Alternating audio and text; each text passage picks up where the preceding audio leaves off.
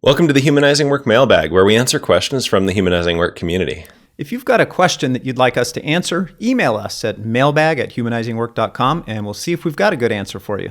This week's question is one we hear all the time in especially intro workshops, but often from clients that we're working with. And the question is, do we really need a retrospective every sprint? It seems like maybe we could do it less often and get some of that time back and not have to have that meeting all the time. So, Peter, do we really need a retro every sprint? I think this is a fair question. There's an Agile principle number 12, that talks about at regular intervals, the team inspecting and adapting and making improvements, kind of this idea of continuously improving things. And if we're going to follow that principle, we should probably be doing regular retrospectives or some form of that. And I think as long as you're getting some minor improvement every single sprint, they're worth doing. Even if it's kind of a mediocre retro, it's probably still worth doing if you're getting some improvements. But there, I think, are two types of retrospectives in my experience. There are those, hey, we're going to do another one. We might get a small minor improvement out of this. What I would consider kind of an iterative retrospective, where we're making improvements kind of within our current way of thinking or our set of beliefs and assumptions. I think where we see some real power for retrospectives is when we have kind of a breakthrough one.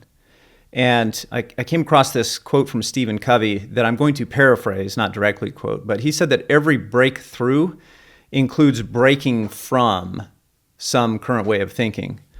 So we make breakthroughs when we break from an old belief or behavior. And I think breakthrough retros start with challenging a belief we've held about how to work or a behavior that acts as if something is true.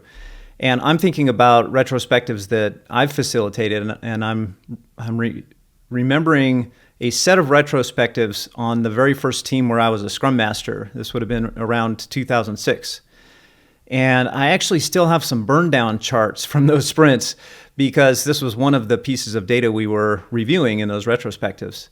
And we had been struggling with not being able to complete everything in a sprint. Now, this was a software development team building a product for consumers. And in our team, what was happening is that we would run out of time to finish all the testing required to get something releasable at the end of a sprint. And the first few retrospectives we had on that were trying to improve within our current paradigm of how to work. So I think we tried something like, let's have a feature complete date within the sprint, maybe a week before the sprint is over, stop developing new features, and then really focus in on testing. And that didn't work for us. And I don't remember the other things we tried, but we had a few retros where we tried to just iterate on the current process, and it didn't work. And then in sprint 9, I know that I, as the facilitator, was kind of frustrated that we hadn't been able to break through. And it was really the big thing that we were trying to figure out. And we had a paradigm shift in that retrospective. And I do remember the question that was asked, which is, as we got into discussing why we always run out of time for testing, the core conflict there was that developers would be working on their code, they'd be working on their code, and then towards the end of the sprint, a whole bunch of changes would come in. And so no matter how late we did that, there was still kind of this overwhelming amount of testing required. And I remember somebody, and I don't remember who, but I remember somebody saying, well, what if just every time a developer made a change to the code, we just asked ourselves, how could we test that through the UI? How could we test that little change? And there was some pushback on that saying, well, if I expose that and testers get it early, then they're just going to write bugs on the parts that I'm not done with yet. And I said, well, okay, what if we didn't do that? What if you said, this is what's testable now, just test that piece of it? And we agreed to try that for the next sprint. And I'll show these burn downs here in the video here. Sprint 9, you can look at this burn down where it's just nice and smooth and everything actually gets done. And if you compare that to the previous 2 sprints, you can see there was always this tail of undone work. That type of a breakthrough only happened for 2 reasons. Number 1, we kept trying. If we hadn't had a retro every sprint, if we had given up and said, this isn't working for us, let's skip the retro this month, we would not have gotten to this breakthrough. But number 2, we kept at it and challenged our paradigm for how we work, this assumption that we need to get all the development done and then hand that off to testing in order for it to work well. So we challenged that assumption. We kind of discovered our own version of vertical slicing, which we now know is just this keystone habit for any effective Agile team. So it was worth it to us, even though it took us 9 sprints to get there. I think that idea of calibrating your expectations and not having every retrospective be the breakthrough, but look for those sometimes, is really helpful. I think your answer assumes a basic level of retrospective facilitation competence, and I don't want to blow by that. As long as you're having some improvement in each retrospective, it's worth doing.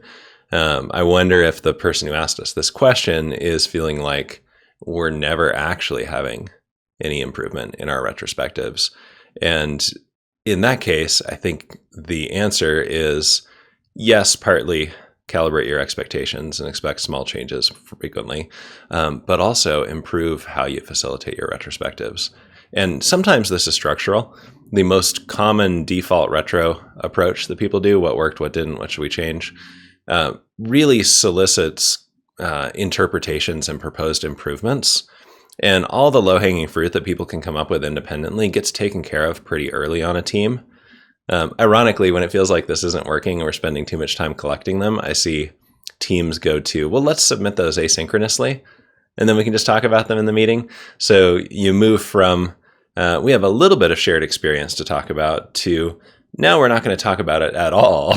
And we're going to go straight to the suggestion box kind of retro, which really limits you just to the most obvious things. So there are things like the whole format that you use for your retrospective that allow a group to do more pooling their shared data and do some deep thinking about it together that produces a better outcome. And we've seen these patterns enough that we created an online course called Facilitating Effective Retrospectives that answers these and a range of other issues that we and our clients have experienced over the decades of facilitating and being in and coaching retrospectives. So we'll link to that in the show notes. And if you want to level up your retrospective skills and really understand how to make the most of this so that you look forward to it every sprint and don't find yourself and your team asking, do we have to do it again? But I'm so glad we get this chance to make things better. Check out that course. It's in the show notes. We hope you found this answer helpful. If you found things that have helped you to break through on retrospectives, even tips for how to facilitate them more effectively, or if you have questions about something you're struggling with on a retrospective, let us know in the comments and we will respond. And as always, we appreciate it if you like and share this video if you found it useful, and be sure to hit subscribe so you get notified when we post new content each week.